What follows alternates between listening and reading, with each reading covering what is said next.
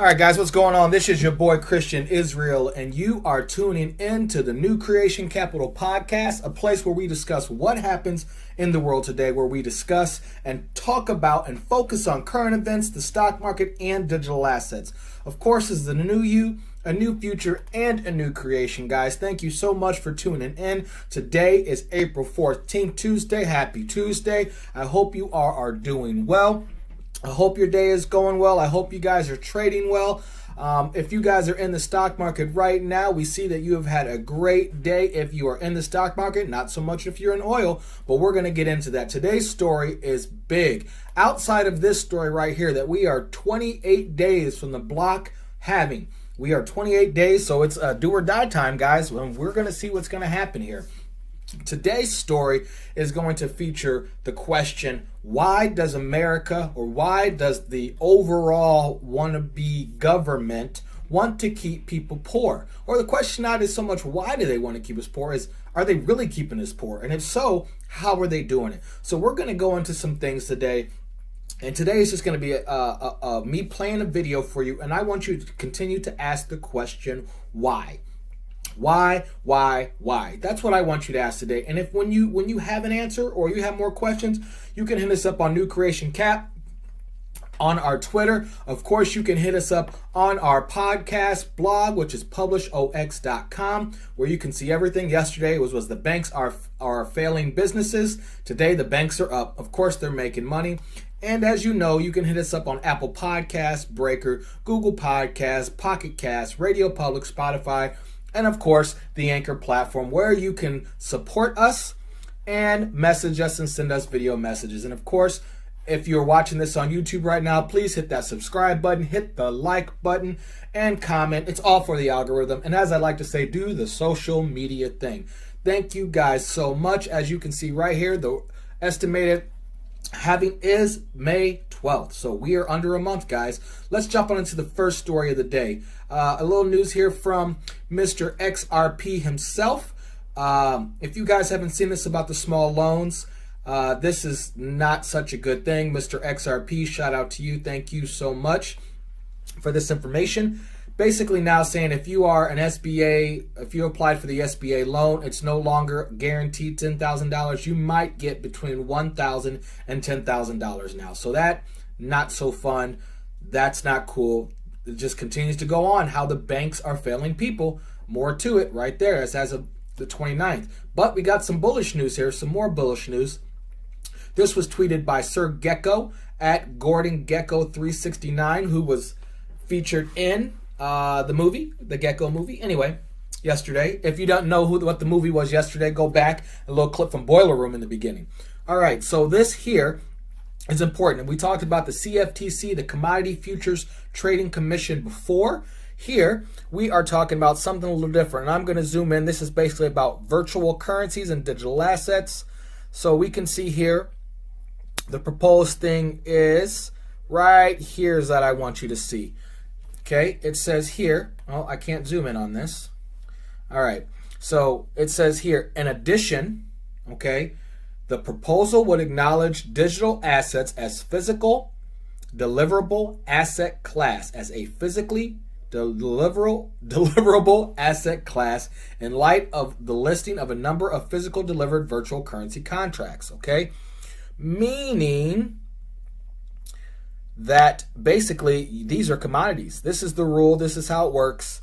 That's just pretty good bullish news in general right there, guys. This is right now. This is hot off the press from the CFTC, and basically trying to say that 24-hour news cycle, we're going to move up. We're going to move as the market moves and global trading. In addition, the proposal would acknowledge digital assets as a physically deliverable asset. So that's big news. Getting some clarity, some regulation, and by the way, it says it was voted unanimously. So just going to move forward with that. I think that's a pretty good deal. So shout out to Sir Gecko for that. Here's the thing, breaking. The CFTC just unanimously passed the rule amending the Part 50 clearing requirement. The CFTC also just unanimously approved two final rules. Amendments to Part 23, margin requirements for European stability mechanism, and amendments to Part 160, privacy rules. hot off the press about 30 minutes ago, guys. So that's some pretty bullish news. Anyway, let's jump into today's video. There are going to be multiple videos today, so I'm going to play this for you. This is from Robert Kiyosaki. He's the guy who wrote Rich Dad, Poor Dad, okay? And I think it's pretty big to understand what he says here. The whole question is, and shout out, by the way, to Motivation Hub. This is from them. I thank you guys for this. This is not our content. I'm going to play a clip from 2 years ago. And it's pretty interesting because he talks about what it means to gather money, right? And what it means to keep them poor. I don't know. Just ask the question why. I'm going to play clips for you throughout the day. I'm not going to talk so much. We're going to move clip to clip to clip. And I just want you to ask the question, why does the media, why does the overall government do what they do? And why is there so much fight with kind of what Trump is trying to do, what he's saying versus what the mass media is saying? So why does the mass media, the education system, and the overall Democratic Republic lie to the people? All right, let's hit play. Do the rich people cringe and say, don't tell them that, Robert? Yes. Don't tell people what you know. Right. Keep them poor. My father was the head of education, PhD, all that stuff. I go home and ask him, said, why don't we learn about money in school? And he looked at me and said, because the government doesn't let us teach that subject. The government tells us what we can teach and what we can't teach. And I thought that was strange. And I said, but aren't we going to school to learn about money? He says, no, your job is to get a job. I said, but you get a job to earn money. He goes, no, you're supposed to just get a job. I went, no. Isn't the purpose of a job to earn money? He goes, you're correct. I said, so why don't I just learn about money? I can skip the job part, And he got flustered and he said, if you want to learn about money, why don't you ask your best friend's father about money? And I said, why? That's Mike. So why ask him? He says, because Mike's father is an entrepreneur. And I said, what are you? He says, I'm an employee. I'm a government employee. I went, oh, what's the difference? He says, the difference is an entrepreneur must know about money, or they're no longer entrepreneurs. And he says an employee doesn't have to know anything about money because the government will take care of them, the company will take care of them. So I'm all confused. But I took my dad's advice and I trundled over to Mike's father's office and knocked on his door and I said, hey, I'm here, 9 years old. Teach me about money. He says, beat it, kid, But that's where the story of Rich Dad, Poor Dad started. And finally, through persistence, my rich dad started teaching me about money on one condition. And that condition was he would never pay me. He says, the moment I pay you, you think like an employee. He says, that's the trap. Entrepreneurs work for free.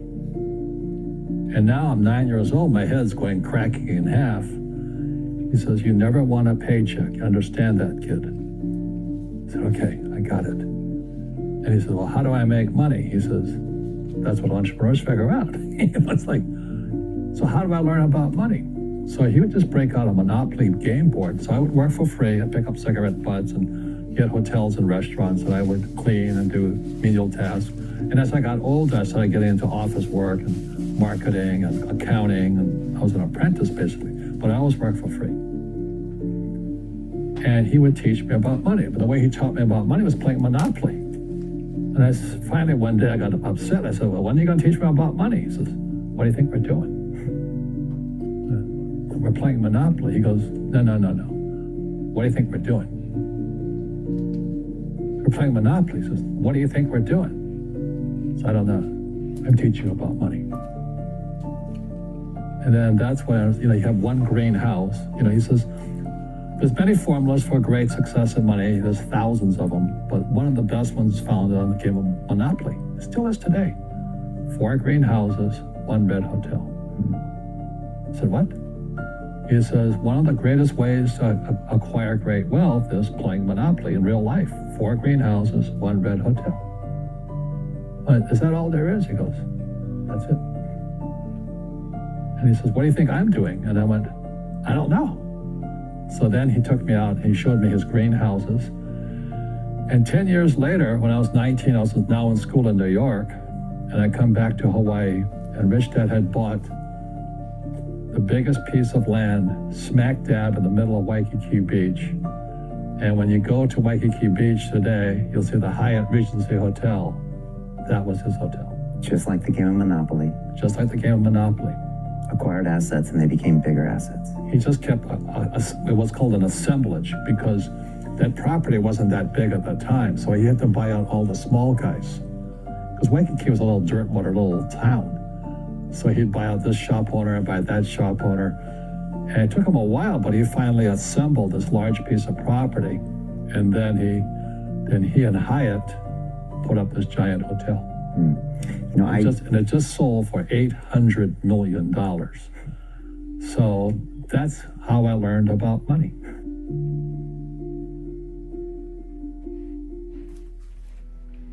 I've had financial crashes. I've had people stab me in the back, but they're all good because I grow from it. That's spirituality. Right? You know, people who are afraid of making mistakes, like they teach in school, they don't ever grow. Because spirituality is there's good and there's bad, there's right and there's wrong, there's up and there's down. Most people only want to be right, they only want to be positive. Well, you can't have that. That's not reality. Well, I wasn't poor by most people's standards, but I came from a family with a poor attitude, if you know what I mean. Because rich, poor, middle class, poverty starts with a fundamental attitude. Poverty is passed on. It's taught in your families. And middle class is taught in families. And so the people right now who are sitting at home, who are struggling financially or worried about money or unhappy, they may be making a lot of money, but unhappy with what they're doing, it was probably taught to you. You know, your super ego was taught, get a job, work hard, or you'll never be rich, or the rich are evil, or whatever. The school system will never teach you about money. The school system was designed to teach you to be an employee, which is important, or a doctor or a lawyer, a specialist, but never about money. And what most people lack is real business knowledge, like accounting, like debt, like taxes. You gotta know that stuff, but they don't teach it in school to anybody. So, and then when people ask me, how did your rich dad learn this when your poor dad, a PhD, didn't? And the answer is very simply, my rich dad, who's my best friend's father, his father died when he was 13. So our rich dad had this family business at 13 to run. So he had to drop out of school, which was his blessing. There's blessings and, sometimes a blessing doesn't look like a blessing, but it turned out to be a blessing. And then his teachers became his bookkeeper, his accountant, his attorney, his banker, his real estate agents. So he has what I call real teachers, not these fake teachers in school. You see, most teachers in school, they're out of ethics. They teach subjects they themselves don't practice. I asked the teacher, I said, I'm in my third year of calculus now. It was called strength of materials. I said, am I ever going to use this stuff? He goes, no. I said, why do you teach it? He says, because I get paid. I said, do you ever use it? He goes, no. And that's why, you have to, in life, one of the things I suggest to people, you got to find a real teacher versus a fake teacher. And a fake teacher is somebody who doesn't do what they teach. And a real teacher is doing what they teach every day. So my accountants, my attorneys, they're in it every single day. That's how I learn, because every day I'm solving problems in my business. So I have accountants and attorneys and bankers and all these people on speed dial because I'm solving problems with my team. I see you giving this knowledge out, and yeah. Do the rich people cringe and say, don't tell them that, Rob? Yes. Don't tell people what you know. Right. Keep them poor. But, unfortunately, the poor, as was in the Bible, I'm not real religious, the poor will always be amongst us because it starts up here. Right, it's that fear mentality. It's in their words, and the words become flesh. I'm not really religious. I flunked out of Sunday school also. But when they say I can't afford it or I can't do that, they go down. They become what they say. My PhD dad, he says, what do you think I am, made of money? I can't afford that. And my rich dad would say, that's why he's poor. Poor people say, I can't afford it, I can't do that, I don't have time. Because it's an escape. It's an escape. You know what I mean? It's easy to say, I can't afford it. And your rich dad used to say what instead of, I can't afford it? How can I afford it? How can I do that? You know, what would it take? Or why should I do that? He says that a question opens the mind, a statement closes the mind. So when you say, I can't afford it, your mind shuts down and you become what you say. Rugby is a team sport, but so is soccer. The rules are different. And other people are golfers. They play by themselves. And so everybody's different. So my game financially is business, number one. Second is real estate. So what I say to young people is, you find your game. So that's pretty interesting, right? I guess I really want you to ask is the question why. There's some things in there, keep them poor, 4 houses to 1 big property. He does misquote the Bible there. He tried to quote John 1:1. It says, in the beginning was the Word was with God, and the Word was God. And then verse 14 was, the Word became flesh. So it's not about words becoming flesh. It's about the Word becoming flesh, the Word being Jesus. But that's okay. He said he flunked Bible school, Sunday school anyway. But the point of what I want you to listen there is the question about keeping people poor. And we're going to go about how they keep people poor systemically. But the question is why? What is the end game here? So we're going to move on to the next video here. And this is by Julia Chatterley of CNN. She is an analyst. She's big on fintech. She's done multiple interviews with Brad Garlinghouse and some of the other big people. And yesterday she tweeted this out. This is news yesterday, so this is nothing different than what you've probably already seen. But she tweeted here, this is going to be the week we see fintech come in and maybe even save the day, which is Karen G. Mills, Karen G. Mills is part of the Harvard Business School. She's a former administrator. She's a former administrator of the Small Business Association with the government and the author of Fintech, Small Business, and the American Dream. So we're going to zoom in here and we are going to listen to what she has to say in the interview here. And again, this is more about videos. This one more of a question of why do they want to keep you poor and how are they going to keep you poor? Let's listen.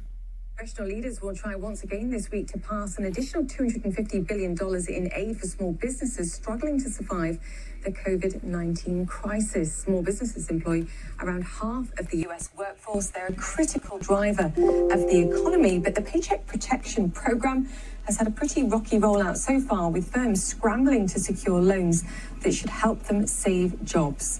What more is required? Joining us now, Karen Mills, a former administrator of the U.S. Small Business Administration, the SBA, under the Obama administration, and is currently a senior fellow at Harvard Business School. She's also the author of the book Fintech, Small Business, and the American Dream. Karen, fantastic to have you with us. Overwhelmed is the word I would use, just in terms of the sheer volume of loans that are trying to be created here to support small business. Is and are fintech lenders perhaps a key to getting money out quicker, particularly to some of the smallest businesses in the nation? Well, I think this is going to be the week that we see fintech come in and maybe even save the day. The next 2 weeks are critical for America's small business owners. As you know, they have really been struggling. They only have about 3 or 4 weeks of cash on hand, and they've been closed for that period of time. So you saw it in the unemployment numbers. And as you said, these are half of America's jobs. So we did have 1 week of the plan so far. And as you said, it was bumpy. Banks are not known for moving quickly. And this is $349 billion worth. In my tenure, we had a big crisis and we did a record year. We did 30 billion. So this is 10x that volume. So what we're seeing now is that people are applying. They say they've got about 200 billion approved, but only about 1%, according to some information I received this morning, seems to be flowing into the hands of small businesses. So the question is, what are we going to do to get the money out there? And over the weekend, we had some good news, which is that Square and PayPal and Intuit, which runs QuickBooks, got approved to be direct SBA lenders. So this could be a real game changer for small business owners, because QuickBooks, for instance, has a TurboTax-like calculator where you can go on and it will tell you how to get through all these calculations. And it may even have a button you can press and it uploads all your information from QuickBooks. So that kind of thing could take away a lot of the pain. Then we just have to get the funding to flow, which means that the Fed has to start buying this paper that they promised to buy so the banks and others can replenish their balance sheet. And then we need Congress to give us more money because we're going to run out. I mean, you made a point that, and I heard the same thing over the weekend, despite the fact that a lot of these loans are being processed, just 1% of small businesses are receiving the money. And a lot of that, according to the lenders, is a backlog at the Small Business Administration because they haven't given out approval or authorization numbers because they're completely overwhelmed by the number of elements that they have to go through here in order to give that approval. In fact, they're being told and they're telling the banks, whatever you've received so far is not enough for you to be able to release the money. Is it just a case of bringing fintech lenders here in to provide money, or does more firepower and support need to be given to the Small Business Administration to unlock that choke point?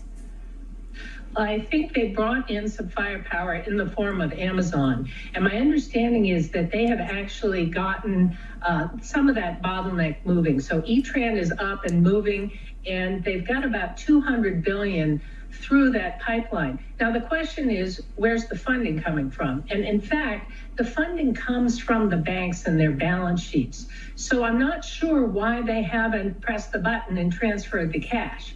Part of it is they're kind of worried they're going to run out of money on their balance sheet, and they want to see this debt facility up and running. And I did hear this weekend that might take 10 days, and we do not have 10 days. Also, for the fintechs, they don't have a lot of money on their balance sheet, so they have to line up the cash. Now, they're pretty good. They've been working for 2 weeks on the tech. You know, they're getting the 200 people and coding all weekend and all week. And they're going to be fine on the front end in processing, but they've got to get the cash flowing as well. So this is the week of the cash. But I do want to shout out to those frontline SBA workers and bankers and small business owners who, are counseling and helping small businesses. This is overwhelming, and we will get through it. Small business owners will help each other through it as well. How many, even in a best case scenario, as we see the money flowing, and let's assume that Congress agrees more money for this program, how many businesses in the United States do you think close and never reopen, or decide they simply can't make it through this process? How many are we talking? Because we have 30 million small and medium-sized businesses in this country. How many do we lose?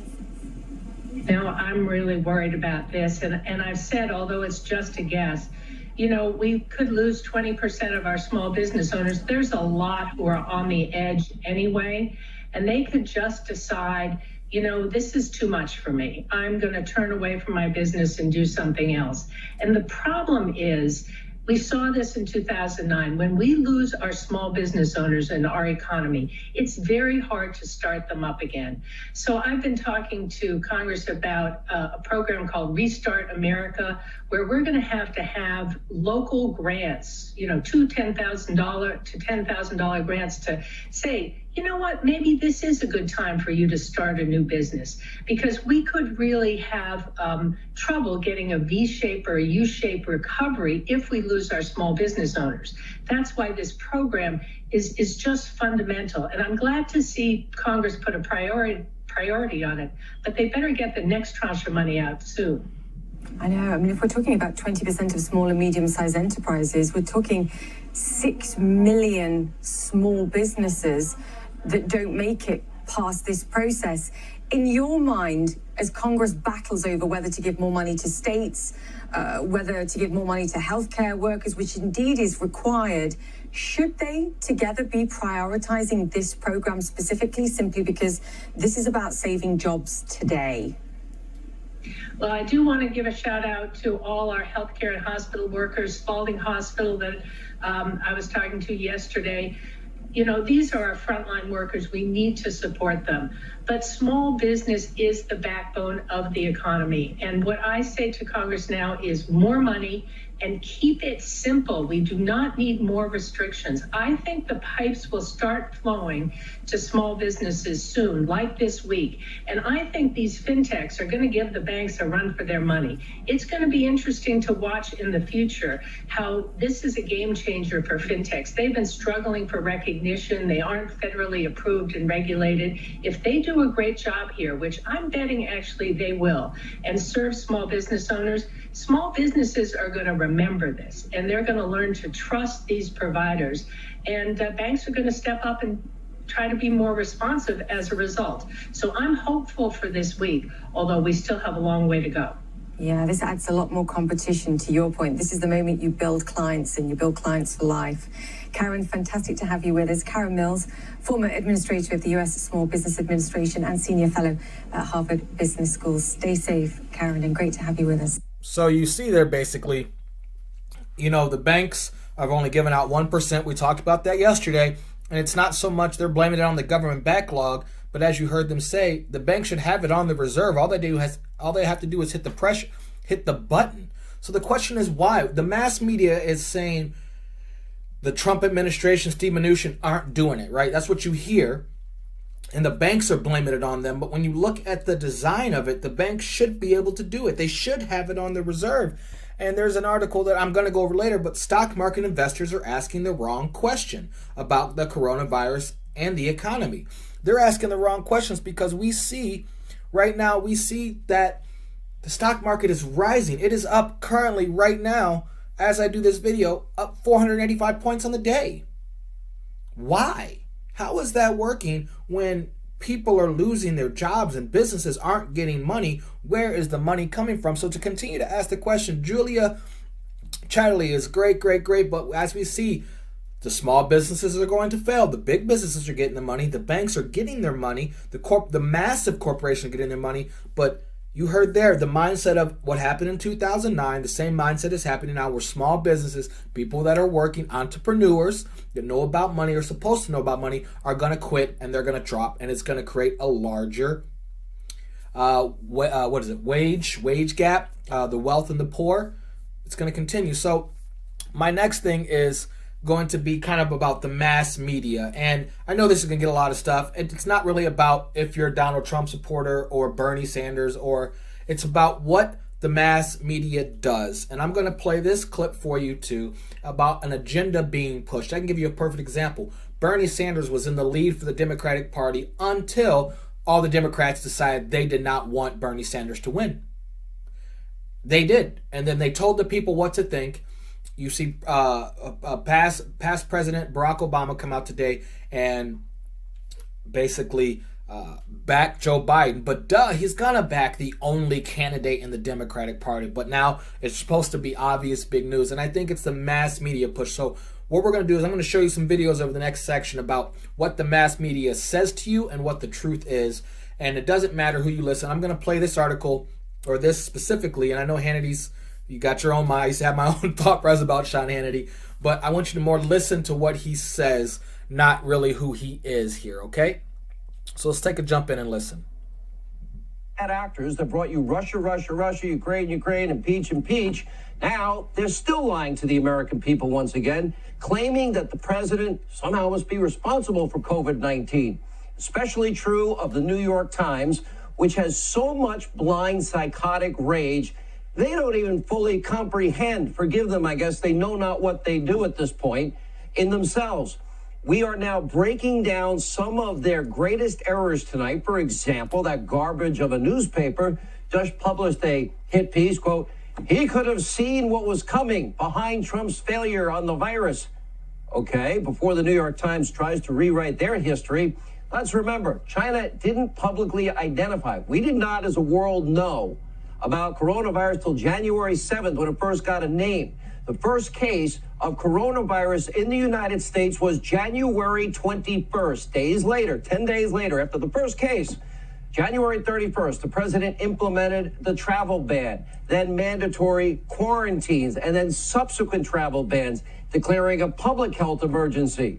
Trump haters everywhere, they said he was overreacting. They said he was racist. Biden said he was acting out of hysterical xenophobia and fear-mongering.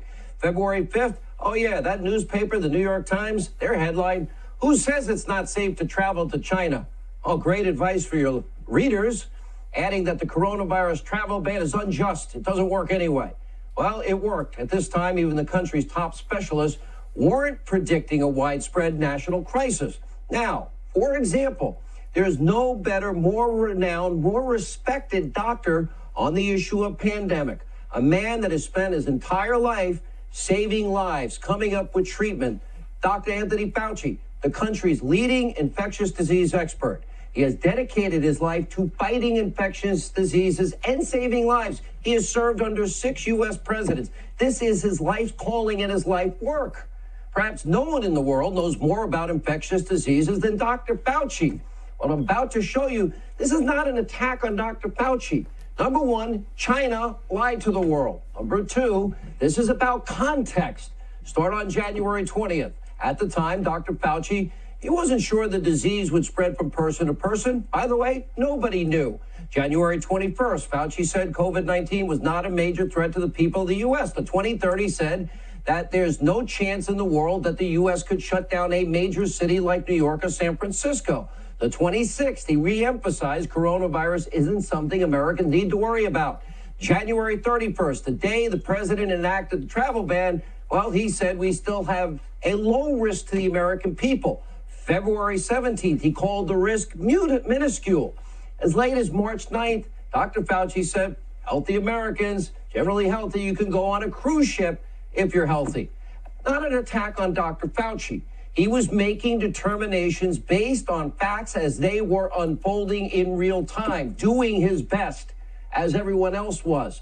But it does shed a bright light on the president's decision early on to be called racist, xenophobic, fearmonger, etc., to put the travel ban into effect. In fact, as Dr. Fauci clarified today, President Trump used Dr. Fauci's expertise and Dr. Birx's expertise as to important tools to make critical decisions every single step of the way.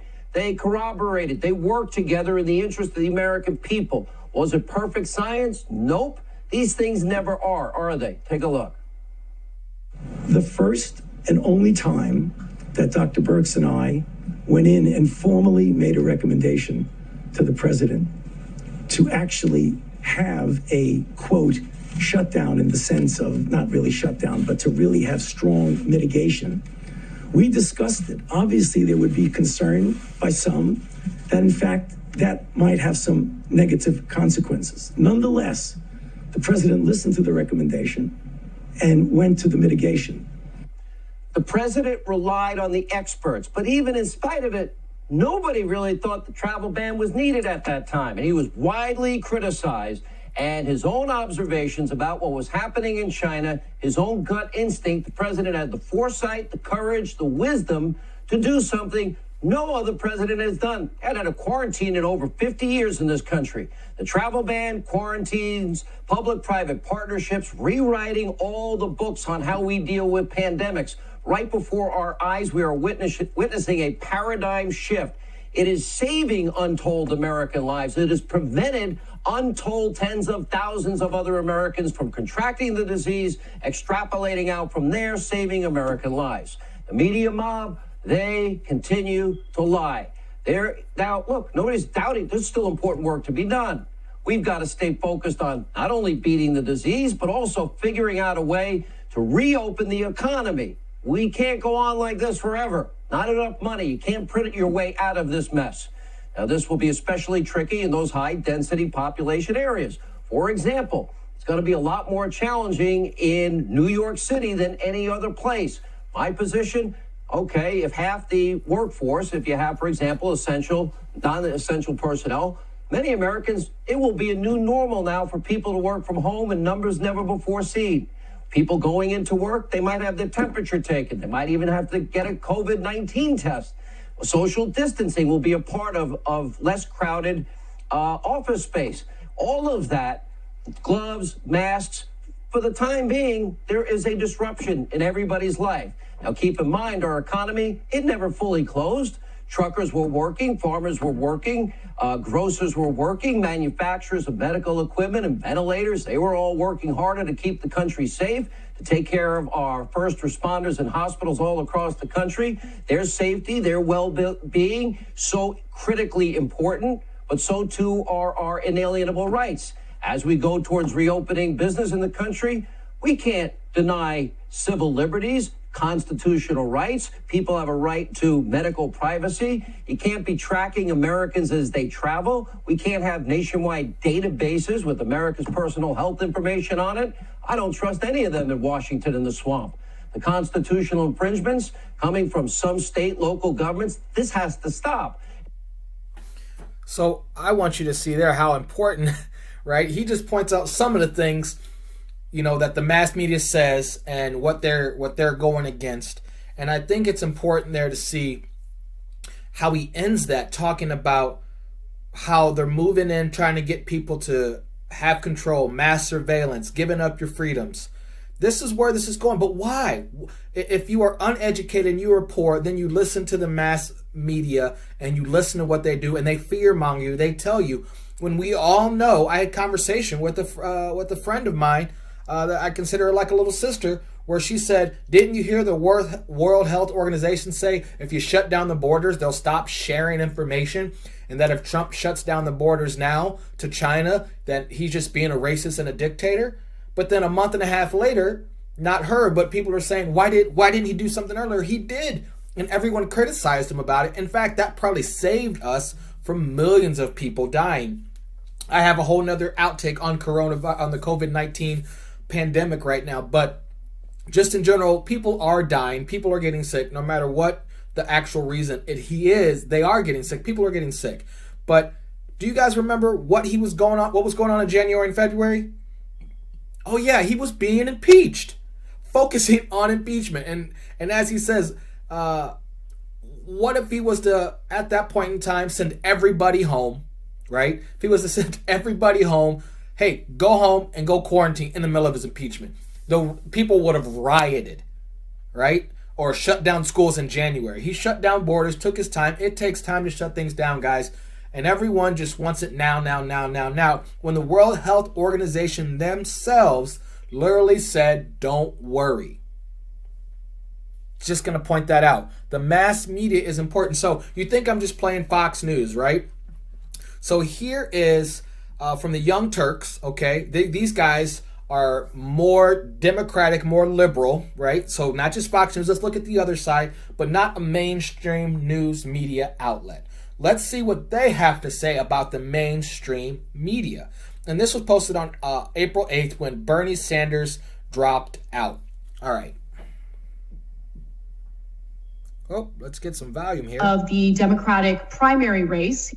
Bernie Sanders has officially dropped out of the Democratic primary race. He is still going to keep his name on the ballots in order to collect delegates. This is a way of... Oh, why did I just do that? Let's try to load this again. Did they take that off? Let's see. Bernie Sanders has officially dropped out of the Democratic primary race. He is still going to keep his name on the ballots in order to collect delegates. This is a way of him applying political pressure on Joe Biden so Biden can actually work with progressive voters towards some of the progressive policy proposals that they're demanding. So it's a strategy that I think is actually pretty smart. But of course, Bernie's announcement has led to some bad actors mocking his supporters, saying terrible things about Bernie, even though he's doing what he can to ensure that Donald Trump gets defeated. And so I want to give you the reaction from CNN specifically following Bernie Sanders' address to his supporters announcing that he is dropping out of the race. What struck me the most there is Senator Sanders, in saying goodbye, did acknowledge that Joe Biden had an insurmountable lead, but he didn't say anything nice about Joe Biden. He did not say he'd spoken to him. He did not say he would work with him. He said it was imperative to beat President Trump, but there was no big embrace of Joe Biden. He said nicer things about Joe Biden back during some of the Democratic debates than he said in saying goodbye. It was really noteworthy that was not part of his message at all. In fact, it's funny you say that. As he was speaking, I was texting with people in and around Joe Biden asking if he had gotten a phone call because it was so glaringly absent from Bernie Sanders' speech. Wow, Dana Bash is really like on a losing streak lately with her commentary. Now, what did Bernie Sanders actually say about Joe Biden in his speech? I don't know. Let's take a look. Today, I congratulate Joe Biden, a very decent man, who I will work with to move our progressive ideas forward. He referred to Joe Biden as a very decent man. Understand that Bernie Sanders is addressing his supporters and explaining why he is suspending his campaign. And he was very clear in stating that he's suspending his campaign because he wants to do everything possible to defeat Donald Trump. What do you think that means? That means embracing Joe Biden as a candidate. Do they have problems with like listening comprehension? It seems like they do. I mean, what are they paid millions of dollars for? To like not listen to anything and then share incredibly ignorant commentary? It's amazing to me. Jesus Christ. Yeah. There's a case to be made for some of them. Have you seen a Saliza list? But yeah, there were 4 people there. Combined, what would you say combined yearly salary for those 4? I mean, It's in the many millions.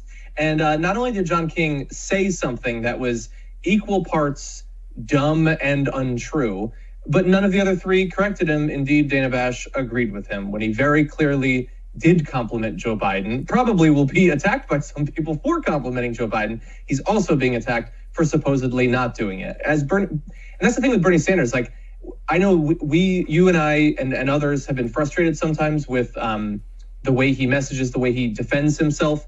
But the thing that he always has to face is he will be attacked for everything he says, everything he doesn't say, and the inverse of both of those things. He's damned if he does, damned if he doesn't, damned in every possible way. Like, how is Bernie Sanders supposed to exist in a media environment where people can be so willfully dishonest about what he's saying, what they're directly responding to him saying and lying about it? Let me just be clear about something. The way that they're handling this, that conversation on CNN is so counterproductive to what they want, because they are not incentivizing any type of unity whatsoever. On one hand, they believe that the onus is on progressives to unify. And then when progressives take the first step, when Bernie takes a massive step in suspending his campaign and referring to Joe Biden as a very decent man, okay, and talks about how we need to support the candidate who can defeat Donald Trump, like, he should be, I mean, based on what the establishment claims they want, based on what corporate media says they want, they should be celebrating that. But instead, they provide a disincentive by smearing Bernie Sanders and claiming that he didn't say something that he clearly freaking said. Like, why would anyone want to work with these types of people? Because you're right, damned if you do, damned if you don't. You're going to get hated on, you're going to get criticized, you're going to get mocked, you're going to get smeared, regardless of what you do. Yeah. He called Biden a very decent man and said he's suspending his campaign because he understands the importance of defeating Donald Trump. Come on. Yeah. After running. So I'm going to fast forward in this a little bit. You heard her call them corporate media, right? And so we're just going to fast forward this conversation just a minute. I think I have the right spot here. And, you know, that the corporate media's whole job is to want to beat Donald Trump. But if you don't agree with corporate media, they lie and they make up lies. And we're going to continue to show. But the question is why? Is there an agenda? What is the point? To vote for someone that isn't going to fight for those votes himself. He will get no credit for that. I get that there's a pretty significant portion of the Democratic Party that never wants to take responsibility for anything, including the giant obvious flaws of the candidate that they have propped up. They did it in 2016. They're doing it again now. I just want to make clear that if they want to defeat Donald Trump, they need to take responsibility. They need to tackle Joe Biden's flaws and do something about it immediately. And more importantly, because I'm seeing a lot of this today online, you need progressive votes in order to win. So mocking Bernie Sanders supporters, going after Breonna Joy Gray viciously on a day like today is going to do nothing for your cause. And you can go ahead and whine and cry about how Biden lost because progressives supposedly didn't give you anything and everything you wanted without even trying to cater to their needs or without even trying to appeal for their vote. But you got to take responsibility for your actions, and no one's buying it, right? Like the behavior that I'm seeing today is so ridiculous, and they just refuse to ever acknowledge how much they divide the party, how much they go against their own so-called message of unity. Yeah. And then one final example for you is what a bunch of Hillary staffers did recently. So BuzzFeed News reported that less than an hour after Bernie Sanders announced that he would be suspending his campaign, dozens of former Hillary Clinton staffers received a mass email with a link to a Zoom call. So BuzzFeed News writes, "Invitation, bye-bye, Bernard." And then it says, Hillary for America celebration toast. The email to former Hillary Clinton staffers read, "He's finally gone again. Join for a celebratory toast if you can. And yes, you can loop." And then also after, I'm sure this got a little bit of backlash, or maybe someone raised some concerns about putting something like that out there. Later on in the day, the name of the Zoom call had been changed to a more generic Hillary for America end of primary celebration toast with no mention of Sanders. Still a toast. So, and she's not in it, so it's sort of weird to have the toast. Yeah, look, I know this isn't directly her, but look, she's done more than enough in the past few months. What a weird, sad life to just spend the rest of your life talking about Bernie Sanders. Like, we rightfully attacked Donald. So that's, Trump for years later talking about the 2016 election. She is, that is the thing she's going to talk about in media appearances for literally the rest of her. Okay, yeah, that's it. So I just want you to see they're talking directly about CNN, and there's supposed to be some kind of combination there where the CNN's supposed to be they're not a news organization. They are a Democratic Party news outlet, corporate media, where Bernie Sanders, they lied about their own candidate because they want Joe Biden. They want Joe Biden. Now, I'm going to go in next and show you another thing from the Young Turks. And when they said flawed candidate, referring to Joe Biden. Now, if you're not sure, we all know that the Democratic Party and CNN is all about the Me Too movement. We will get into that soon. But let's go, because sometimes it takes a president to literally stand up and show the mass media. And yesterday, President Trump did just that. Okay, again, I'm not saying I'm pro-President Trump or pro any party. That is not the point. I'm just going to show you facts. And if you stand up to the facts, and I wish I would have compiled a clip of what CNN's reaction was to this, because all they did was put angry headlines when he showed them their lies. And I'm going to play this for you. This is literally from the conference yesterday. It's another 8 minutes, so let's play it. Write a couple of them down.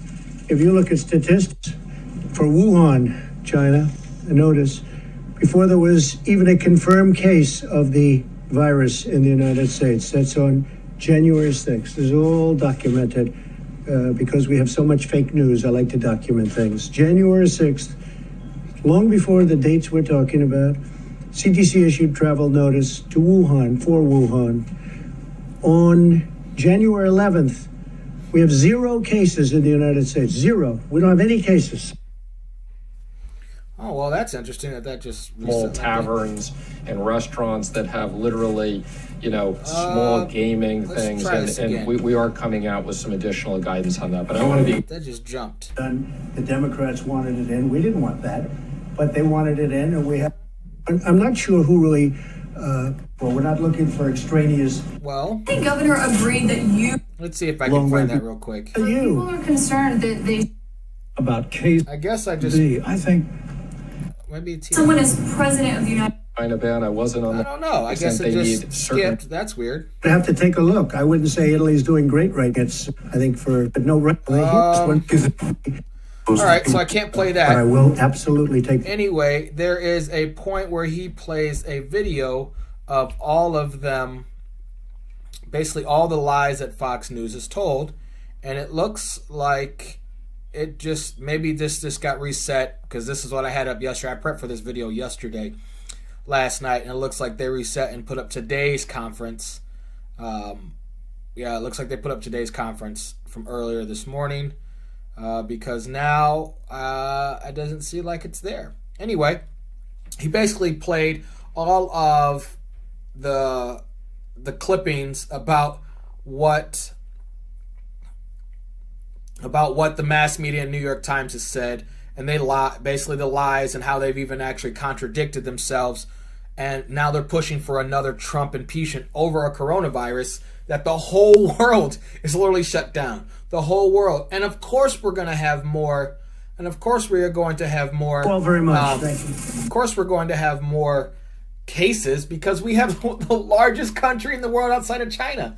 And China obviously lies about their cases. And there's no need to go into that, right? Because they are a government-owned entity. So I don't know why that was working yesterday, but let's move on to the next video here, okay? Now, they're talking about an obvious, I hope this doesn't mess up too, talking about an obvious flaw in Joe Biden. Again, CNN is all at CNN, New York Times, the Washington Post, LA Times, the mass cities, cities that I used to live in, all have an agenda. Okay, but again, why? What is the point? If you are a news organization, why would you not want the mass of people to know the truth? Because a lot of people say, we are the truth. Listen to this. Listen, we know the truth. But then they push like the Me Too movement and bringing all these people down. But now they have a candidate here. And we're going to listen to what just came out to the candidate that they are pushing for president. And I'm not even need to play it, but Joe Biden can't even complete a sentence right now. But we're going to push the man. We're going to play this little thing about who they are pushing for president. After a complete radio silence on the very detailed and serious sexual assault allegations made by a former Biden staffer against Joe Biden, the New York Times has finally decided to cover the details of those allegations. We've talked about those allegations on TYT for weeks now. Tara Reid is the former Senate staffer who's brought these accusations forward. And she has now officially filed a formal police report on the incident. She did so last week. And luckily, the Times did report on it. Now, we'll get into the details and discussion as to whether or not the Times did a fair job in covering those allegations. But before we do so, there's one story that ended up developing from the Times coverage, and it has to do with what they had put out on Twitter to promote their reporting. So there was a tweet that they put up, and then they later deleted it. And I'm going to read it to you, and you can probably tell why they ended up deleting it. No other allegation about sexual assault surfaced in the course of our reporting, nor did any former Biden staff corroborate Reid's allegation. We found no pattern of sexual misconduct by Biden beyond the hugs, kisses, and touching that women previously said made them uncomfortable. So they later deleted that tweet and replaced it with, a friend said Sarah Reid told her the details of the allegation at the time, and another friend and a brother of Reid's said she told them over the years about the traumatic sexual incident involving Biden.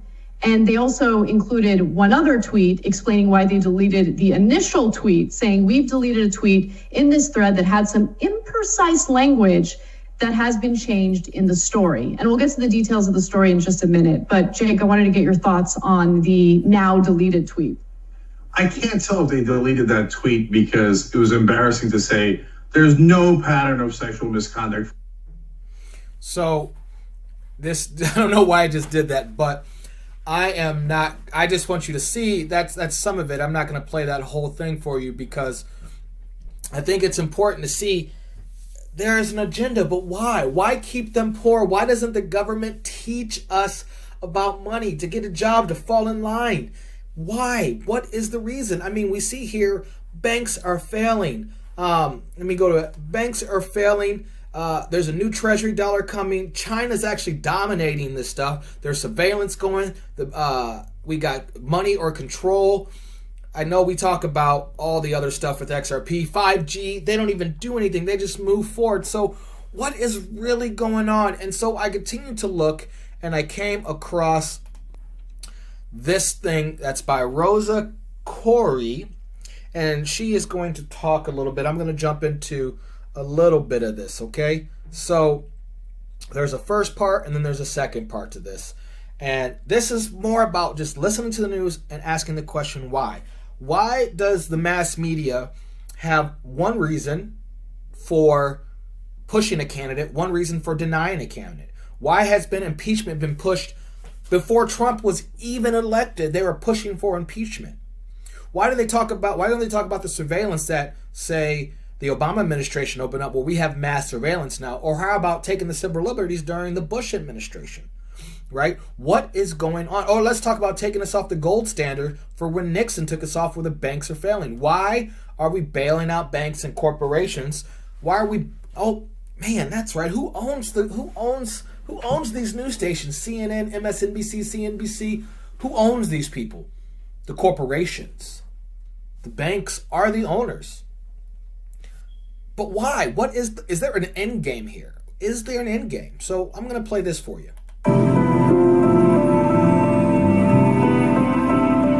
I'm Rosa Corey, and I'm from the United States, California.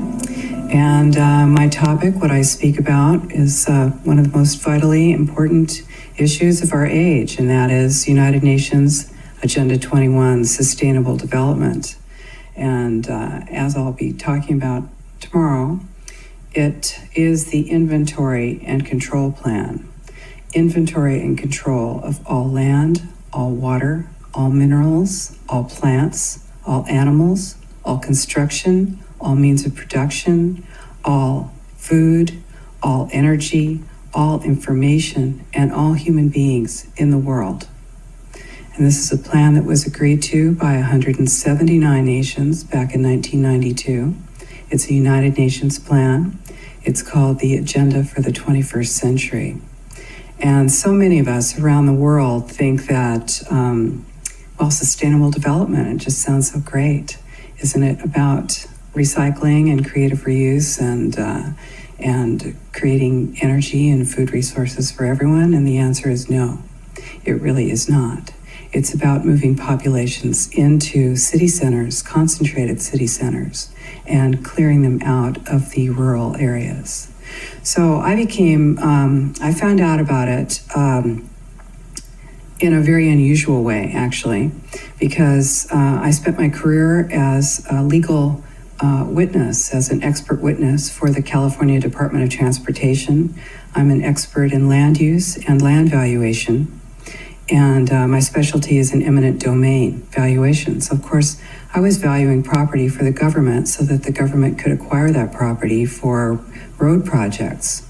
And what I found about 10 years ago, or 10 or 13 years ago, was that land actually, it was very difficult to say what it was worth because you couldn't know what people could do with it because they were being restricted from using their property. And as I explored that and found that it wasn't just in the San Francisco Bay Area where I was working, it was in fact all across the nation and the world, I looked behind that and I found United Nations Agenda 21, Sustainable Development. We created the Post-Sustainability Institute in order to educate people about the economic, social, political, and environmental impacts of communitarianism on the world. And communitarianism is that concept, that social and political construct that says that the individual's rights should be balanced against the rights of the community. And of course, the community is that amorphous undefined community that we, when we talk about community, we think we're, of course, part of it and that, it's a positive thing. But really, community is constructed. It's constructed of non-governmental organizations, corporations, and government in order to dictate and regulate what it is that happens around the world. And we, as individuals, have literally no influence on that unless we are in agreement with it. If you dissent against the community, against communitarian law, or against communitarian social tactics, you're rejected and basically made an outcast. And that is something that we wanted to expose to the world. And the reason that we created the Post Sustainability Institute was in order to sue. We sued our local government, and right now we're suing higher up in order to stop regional plans, because regionalization is the stepping stone to globalization, and globalization is the standardization of all systems. So that includes water, law enforcement, education, energy. All systems have to be brought into harmony in order to control them all. Because when systems don't meet, when they're out of balance or not in sync with one another, they can't be controlled centrally. And the goal of Agenda 21 is one world government and total control from a central unit. So you heard that if you don't fall in line with the plan, you're an outcast. Bernie Sanders doesn't fall in line with the Democratic Party. He's an outcast. Trump doesn't fall in line with the Democratic Party and their agenda. He's an outcast. What does the Democratic Party want? And a lot of other governments and corporations, it's not even really about party lines. It's more about power and control. You see, that agenda she was talking about was from 1992. What's crazy is my stepdad actually sent me that by accident a couple weeks ago. And then I came across it again when I saw that in 2020, the document literally says in 2020, they want to try to make a world for a better place using women's rights and using globalization of actual saving the world. That was their agenda, right? And now we're in 2020, and all of a sudden we have all these things, and now we're having mass surveillance for the good of people, mass vaccinations for the good of people. But what is really going on? Because what is the end game here? You heard her. The government wants to, all these nations signed on prior to a Donald Trump about wanting to have one government, one monetary system, one operating police system. That is a one world government, one power. And what is happening right now, if all the financial systems around the world crumble, one group steps in, and there has to be a group entity that discusses, because once we all go on a gold standard, something's happened. But why not let people know this so they can prepare? What is the point? What is the question? Why keep people poor? Why keep them uneducated? What is the end game here? I mean, you think if businesses really want to succeed, I mean, Trump wants to literally airdrop. He really wants to airdrop money to people. Really wants to airdrop money to the people. Just boom. But the Democrats don't want money to be airdropped to the people. Why not? Why not? I mean, let me know what you think about that. At New Creation Cap, hit us up. We're going to go on and fit to the next part of the video. And it's just the last. And she's going to talk about end game. Now, you heard her. She's someone to be that knows her things. And she's going to give us one more little information. It's about 2 minutes. And then we'll wrap up the video. Okay? Right on a train line, or the train doesn't have to be there. It's the proposed idea of a train line. And then no development, no buildings, no residential, no commercial can happen outside of that very, very concentrated area.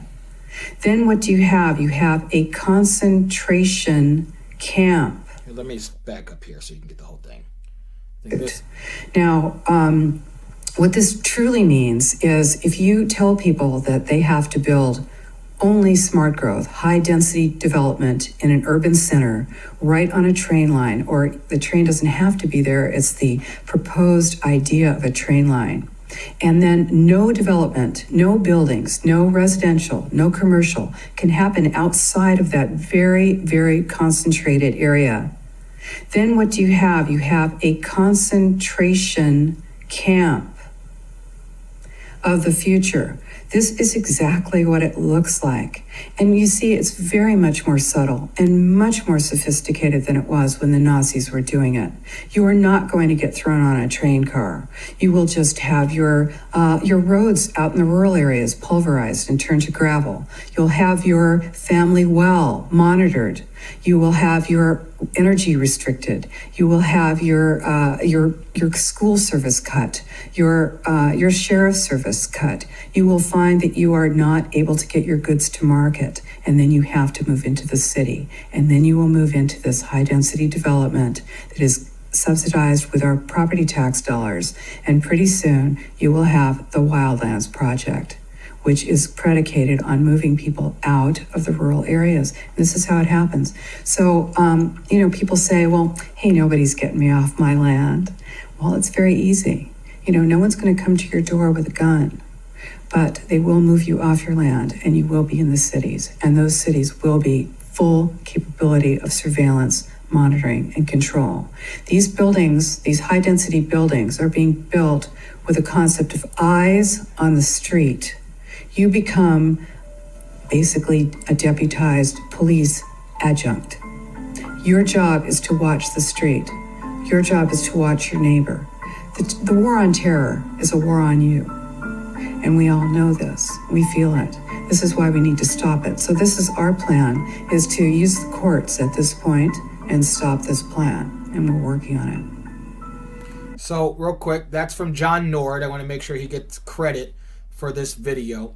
I'm going to look for a tweet real quick because they talked about mass surveillance and I retweeted something yesterday and it just made me think of it just now. We're going to come across it somewhere here. Let's see. Here it is. So this is from